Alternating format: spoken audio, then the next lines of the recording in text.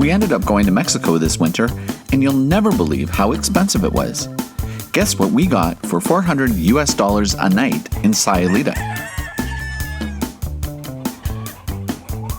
Now, the prices for accommodations in the Riviera Nayarit, and particularly in Sayulita, were surprisingly steep this year.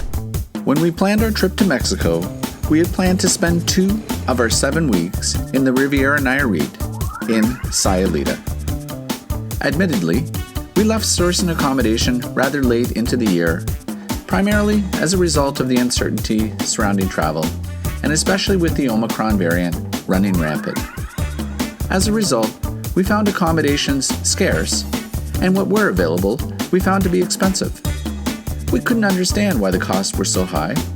After all, it was Mexico, and wasn't that the reason that people flocked to Mexico was for the cheap food and accommodation? It all made sense once it was pointed out by Pamela Keller of Bienvenidos Real Estate Agencies. I believe that a lot of the landlords were very sympathetic to the people that had to cancel in 2021 who had already made plans to come. They were locked down, they couldn't come, and they pushed everything into 2022. So that lessened the inventory of what was left, and so those prices also have escalated. Once in Sayulita, we settled for an Airbnb very centrally located, but still far enough away from the noise and activity that was common to the downtown core. After a week, we collectively agreed that our current accommodations were not satisfying our needs. As a result, we sourced a new accommodation for the last week of our remaining time in Sayulita, and couldn't have been happier with our choice. In fact, the cost per night was slightly cheaper than what we were paying at our original Airbnb. However, still set us back $400 a night. Come on, let's go have a look.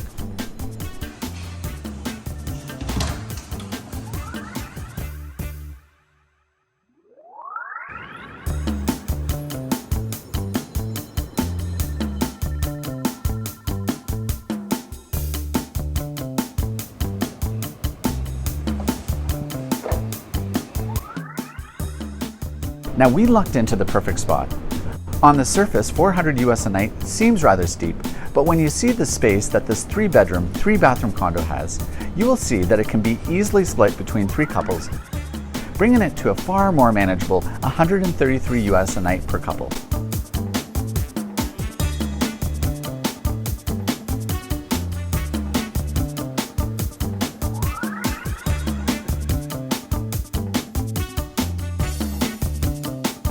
So what we do know is that the cost of accommodation in Sayulita and Bucerias was expensive in 2022.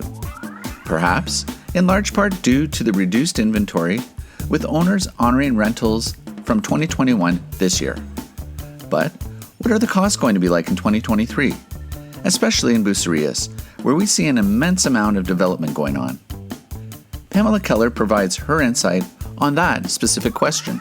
Yeah, I don't know exactly what's going to happen, come another 1,500 or so units here available, let's even say just in the golden zone of Bucerias, what's going to happen when so many more units become available. So that is rather an unknown, and I think that will start to play out next year. Like a stockbroker trying to answer the question, where is the market going to go over the course of the year? Real estate agents are in no position to try to predict where the cost of housing is heading. 2022 saw the world open up to travel again, and there was a lot of pent-up demand to get away. Was this an anomaly that will abate as more people get travel out of their system? Furthermore, and with 1,500 condo units coming onto the market in Bucerias over the next couple of years, will the added inventory drop the cost of rentals next year and beyond? Only time will tell. However, for those renters looking at booking next winter, they can only hope that 2022 was an aberration and not the new benchmark.